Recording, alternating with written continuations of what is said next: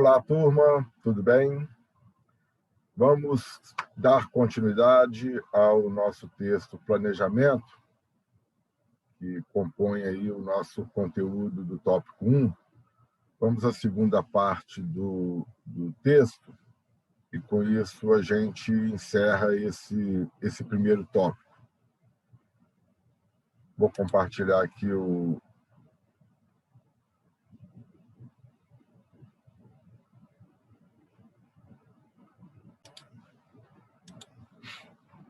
compartilhando aqui o nosso conteúdo. Lembrando que nós estamos aqui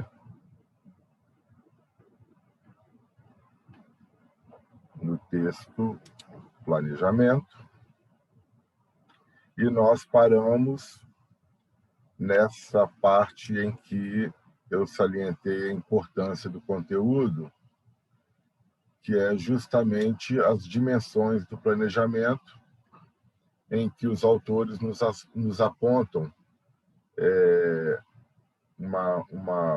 quase que um roteiro que deve compor qualquer plano que nós façamos. Um plano deve ter contexto, justificativas, diagnósticos ou premissas. Um plano deve conter objetivos e metas. Um plano deve conter as atividades e produtos que serão desenvolvidos. Um plano deve ter clareza também dos prazos, dos responsáveis, dos recursos materiais ou imateriais, humanos, tecnológicos, financeiros, que deverão ser disponibilizados para que o plano tenha sucesso. Um plano deve também ter claro quais são as formas de avaliação e monitoramento, os momentos de revisão formal, né? Então, nós paramos aqui. Hoje nós vamos dar continuidade quando os autores eles nos mostram que são dois os níveis de planejamento. O planejamento ele pode ser em um nível e o planejamento também pode ser da organização como um todo. Obviamente, é muito difícil que a gente consiga dar conta da totalidade da complexidade que envolve uma organização e, obviamente, a gente terá, em determinados momentos, muito centrado, por exemplo, na perspectiva do planejamento operacional, as ações focadas mais num determinado nível da organização, como também teremos momento no âmbito do planejamento estratégico em que a organização como um todo ela será observada, né? No caso do planejamento em nível, os autores nos mostram aqui algo que vocês verão ou já viram numa disciplina chamada processo decisório, que é os passos que envolvem o processo aí de uma decisão. Obviamente, a gente vai passar de forma geral nisso aqui, não é uma análise aprofundada, mas somente para que a gente possa ter aí a ideia bastante superficial do que deve envolver aí o processo de uma tomada de decisão. Os passos são coleta de dados, estabelecimento de soluções alternativas, avaliação das alternativas por meio de algum critério e a seleção de uma alternativa. E, obviamente, nessa sequência que poderá também ser desenvolvida e deverá ser desenvolvida por mais de uma pessoa, né? Sem dados que nos mostrem uma situação concreta, presente, fica muito difícil da gente pensar nas possibilidades de soluções alternativas, da avaliação das alternativas e, principalmente, da seleção de uma dentre as diversas alternativas. Para caracterizar o processo de planejamento em dado nível, além dessas 4 anteriores, devemos adicionar os seguintes passos à sequência: determinar e coletar as informações necessárias ao planejamento. É importante que a gente tenha aí informações precisas informações precisas sobre uma dada situação do presente para que a gente possa pensar nas perspectivas futuras de planejamento, determinar os planos alternativos, analisar a viabilidade do uso de cada plano, avaliar o resultado do uso dos planos possíveis, escolher um plano, traduzir o plano escolhido para uma forma adequada ao planejamento do nível inferior e controlar o plano.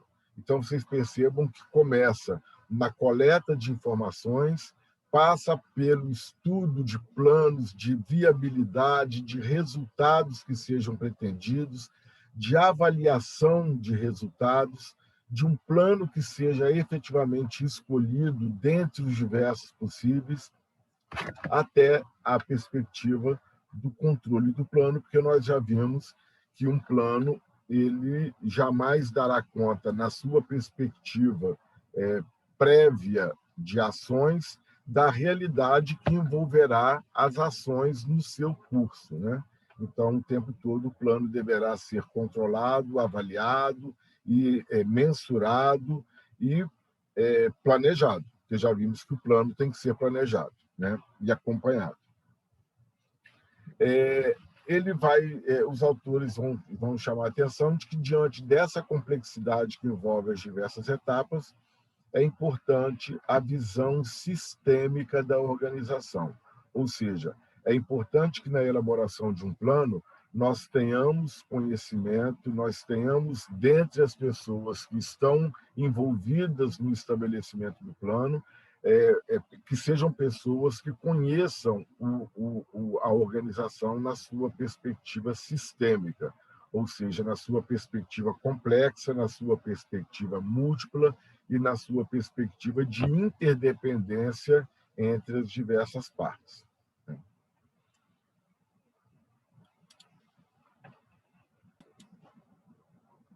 Retornando aqui.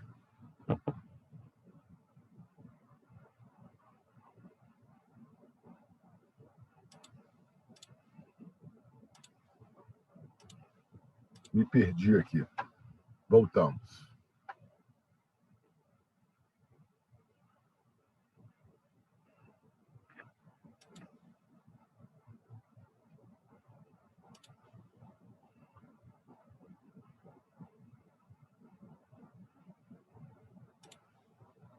Não tem problema. Pronto. O professor enrolou, mas vamos lá de volta.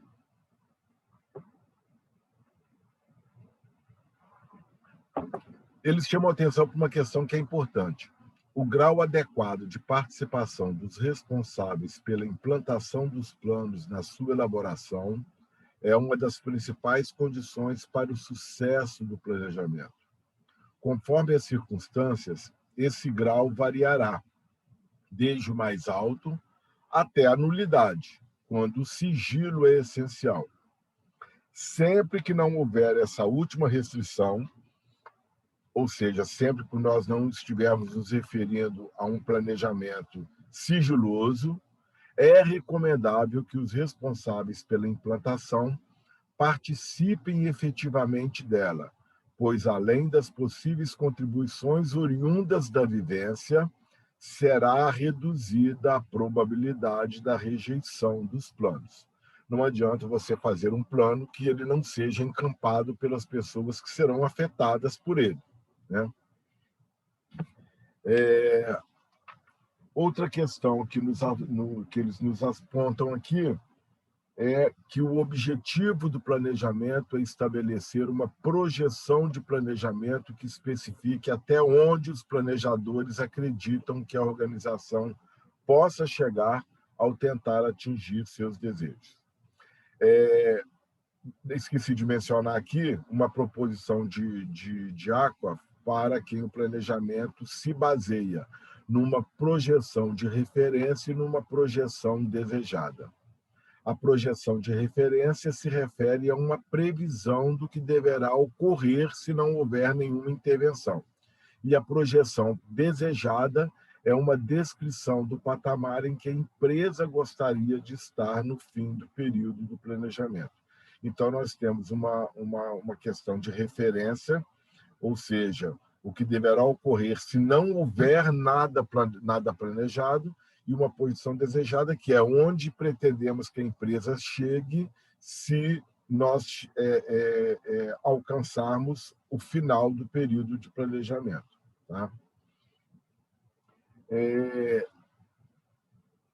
No âmbito do planejamento da organização como um todo, ou seja, nessa perspectiva sistêmica da organização, nós temos planos que são planos de aplicação repetitiva e planos de aplicação não repetitiva. Depois vocês deem uma lida com cuidado aí na explicação. O fato é que nós temos, nas organizações, determinados planos que fazem parte do dia a dia da empresa. São planos de uso repetitivo.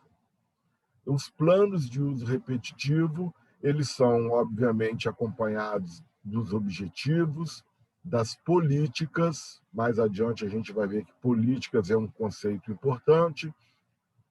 E essas políticas se referindo tanto na estrutura organizacional como nos sistemas de trabalho.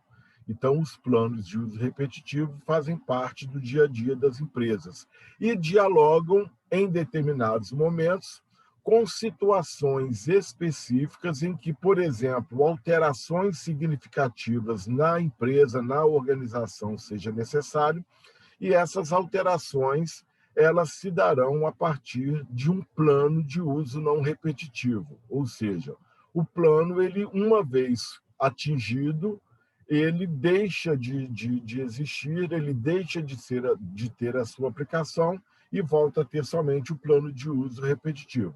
O plano de uso repetitivo, obviamente, ele é um plano estratégico porque ele vai definir o que produzir, para quem devemos vender, quanto produzir, as novas ações que serão, por exemplo, viabilizadas em consonância com a missão da empresa, tanto a missão quanto a visão da empresa, da organização. O plano estratégico ele dá seguimento aos diversos planos operacionais que, de certa forma, vão trabalhar a perspectiva do como, do quanto, do quem, uma vez definidos a partir do que foi definido no plano estratégico. O plano operacional ele dá origem, ele dá seguimento a partir de planos de metas, que vão, de certa maneira, quantificar e pormenorizar aquilo que se quer atingir, inclusive, no caso de metas, quantitativamente mensuradas as ações e os objetivos que se quer alcançar, e o plano de alterações, projetos, que são, de certa maneira, viabilizadores das alterações que se pretenda atingir nas organizações. Então, há um dialogismo entre os planos de uso repetitivo com os planos de uso não repetitivo, mesmo porque, quando você está pensando num plano de uso repetitivo, a empresa, salvo no início de vida da organização, muitas vezes os planos de uso repetitivo, e quase sempre os planos de uso não repetitivo, eles são formulados no momento em que a organização já está em atividade, já existe. Então, eles coexistem com os planos de uso repetitivo. Né? Dá uma lidazinha com cuidado aí nessa parte, porque ela é importante na concepção aí conceitual teórica do que a gente está pensando. Sobre planejamento, obviamente. Né? E aqui na tabela seguinte, nos é oferecido exemplos de decisões nos 3 níveis de planejamento. E aí eles estabelecem, por exemplo, se for um planejamento militar, futebolístico, cirúrgico, marítimo, um planejamento de vida.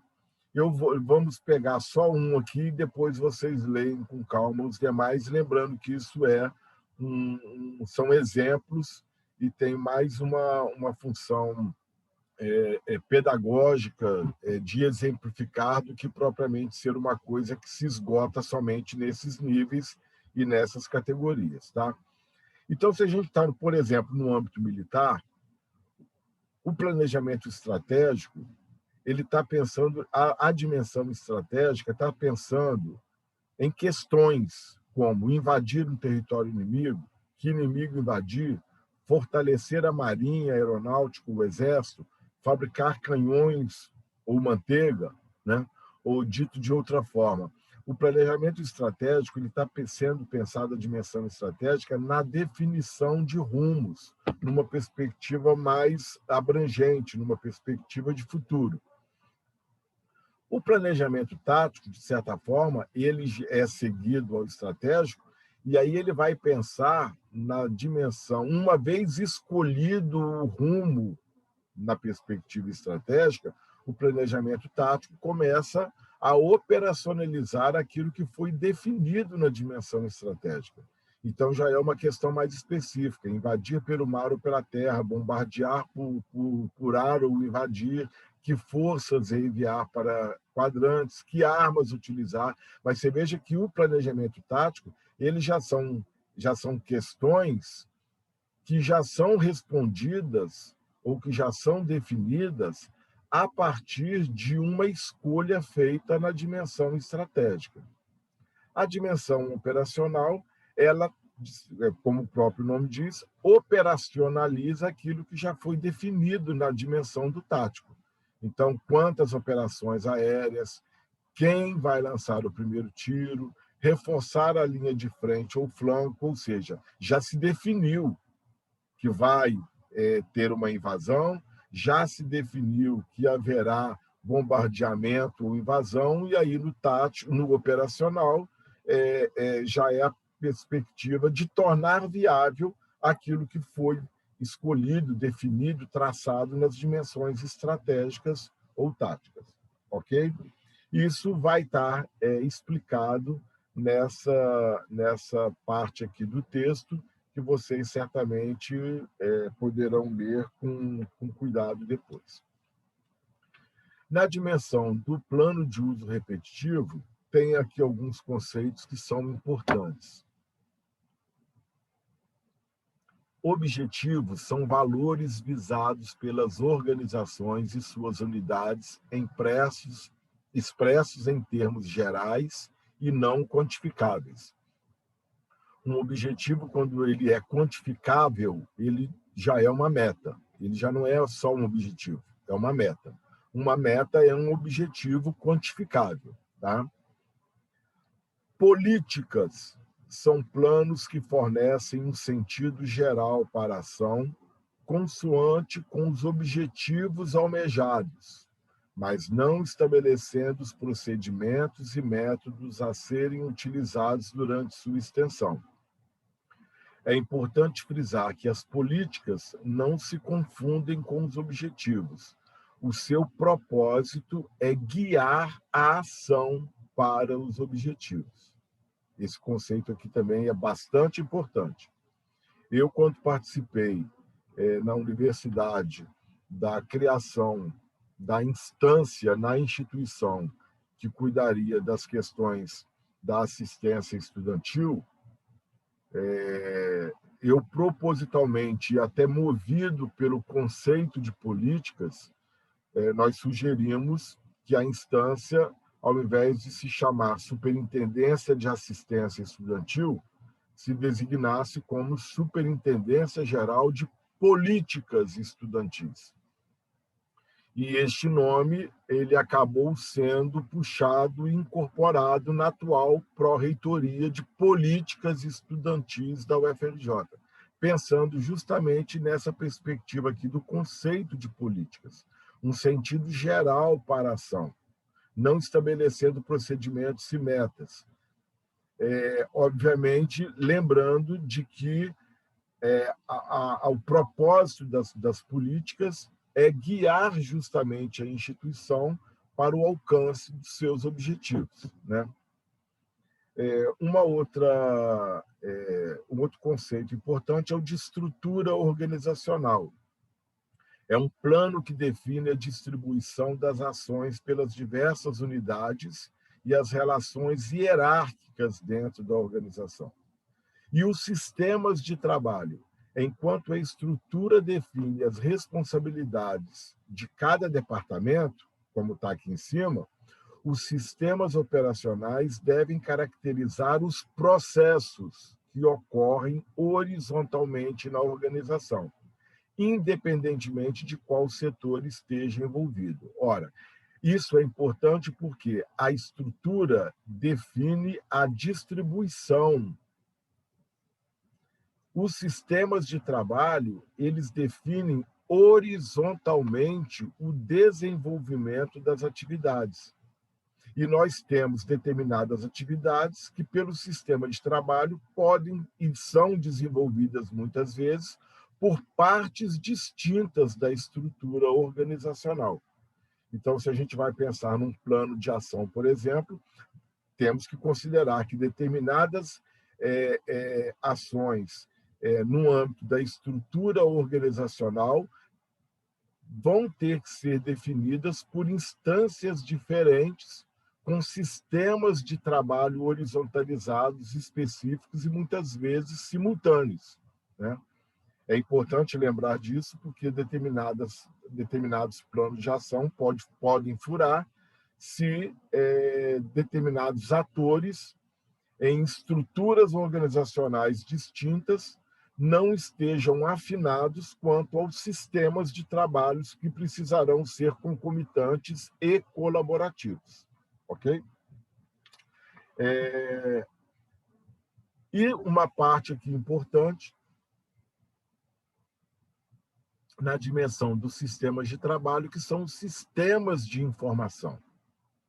Os sistemas de informação, uma das modalidades de sistemas de trabalho, são muito importantes para a realização dos planos de uso não repetitivo, ao fornecer informações aos responsáveis. A precisão, circulação e eficiência e eficácia das informações são absolutamente necessárias para que um plano tenha bom efeito, seja acompanhado do sucesso que se pretenda.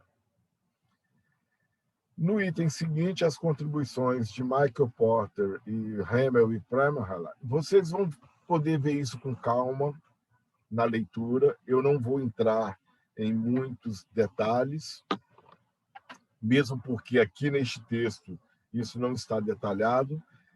Vamos pensar duas contribuições importantes desses caras aqui, desses autores. No caso do Michael Porter, o que vai ser pensado dele para a gente é a teoria dele das 5 forças competitivas, que são o poder de negociação dos fornecedores, o poder de negociação dos compradores, o poder dos entrantes potenciais e o poder dos substitutos. O que seria isso? Uma organização, ela está o tempo todo sendo acompanhada na sua existência de forças competitivas. Quando você tem a possibilidade de concorrentes, de entrada de novos concorrentes, quando você tem o poder de negociação dos fornecedores que estão atuando e interferindo diretamente naquilo que você está produzindo, seja material ou serviços, o poder de negociação dos compradores ou dos seus clientes e a ameaça de outras organizações, de outras instituições, de outras empresas que adentrem com novos serviços ou novos produtos que não aqueles que estão sendo os seus, isso faz com que nós tenhamos em toda a organização, em toda a empresa, a constante necessidade de olhar para o seu interior e para o ambiente externo. E isso será mais adiante materializado no que a gente vai chamar da matriz SWOT, que são os pontos fortes e pontos fracos que você observa que tem enquanto organização e essa é a dimensão interna, e as ameaças e as oportunidades que lhe sejam momentaneamente apresentadas pelo ambiente externo, que é o que vai estar aqui neste parágrafo, considerando as forças competitivas, que são aqui colocadas pelo Porter, pode-se analisar a companhia, destacar seus pontos fortes e fracos e verificar quais áreas têm maior importância a partir das tendências da indústria, seja como oportunidades ou como ameaças. A partir disso, é possível construir uma estratégia coerente para a organização, de modo a direcionar seu posicionamento no setor, além de contribuir para a maximização dos resultados. Então, isso daqui na análise SWOT, na matriz SWOT, que está lá no tópico 3, nós vamos ver com mais calma essa perspectiva que é decorrente desse modelo aqui das forças competitivas de Porter. E, por fim, nas contribuições do Hammond e o Prahalad, estamos falando das competências essenciais, né? O que seriam, no caso aqui, o entendimento de competências? Para esses caras aqui, a construção de uma competência seria, então, importante no processo de desenvolvimento de uma estratégia para a empresa, diferenciando-a das concorrentes. Ou seja, a diferenciação vem principalmente pelo desenvolvimento de determinadas competências que fazem com que uma determinada organização se apresente diferente das outras e, obviamente, fazendo que isso, na disputa por nichos de mercado, essa organização, a partir do desenvolvimento das competências, tenha mais possibilidade de sucesso nos planejamentos futuros e na constante disputa que permeia aí o mercado. Tá? E nós temos aqui 3 características que identificam se uma competência é essencial em uma organização. As competências essenciais promovem acesso potencial a uma grande variedade de mercados. Uma competência central deve ter contribuição significativa no valor percebido pelo cliente no produto final, e os concorrentes têm dificuldades para imitar as competências que sejam desenvolvidas em organizações específicas. Tá? Então, se a gente pensa, por exemplo, no caso aqui de vocês, de uma unidade de informação, pensar quais são as competências que caracterizam, que sejam desenvolvidas no âmbito dessa unidade de informação, que a diferencie, por exemplo, de outras. Ok? E, por fim, aqui o resumo, que eu não vou ler, mas você, ao ler, vai verificar que o resumo não tem nenhuma novidade do que nós acabamos desenvolvendo aí ao longo deste capítulo, que para este primeiro texto eu tentei fazer de uma forma mais detalhada, tanto que gerou 2 vídeos aqui para que a gente desse conta do texto. Nos próximos textos eu farei vídeos mais enxutos, sem desmembrar como eu desmembrei nesse texto, porque basta que eu apresente algumas partes que sejam importantes para que vocês, durante a semana, tenham aí a leitura devida dos textos que estão disponibilizados aí para cada um de vocês na plataforma, tá bom? Chamo a atenção dessa perspectiva processual do planejamento, em termos de perspectivas antecipadas para a tomada de decisões, e o planejamento pensado enquanto não só como processo, mas também como ciclo. Planejamento, execução e controle, revisão de rumos, readequação, continuidade e retomada do plano que está previsto no planejamento, isso numa perspectiva cíclica. Tá? Lembrando que estamos falando de um processo, de algo sistêmico e constantemente sendo revisto e readequado. Com isso, vocês têm aqui 3 5 questões que podem nortear comentários que vocês façam no fórum. Não é obrigatório que você se valha dessas 5 questões, mas se quiser utilizá-las aí na reflexão que você venha a ter do fórum, fique à vontade também para se valer delas. Com isso, a gente encerra aqui esse primeiro texto e, em breve, a gente dá continuidade aí a alguns comentários nos 3 textos que compõem o tópico 2. Tá legal? Bons estudos aí para todo mundo. Qualquer dúvida, posta aí no chat.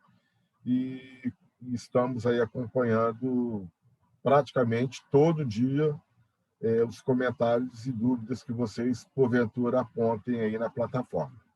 Tá legal? Um abraço para todo mundo. Até a próxima.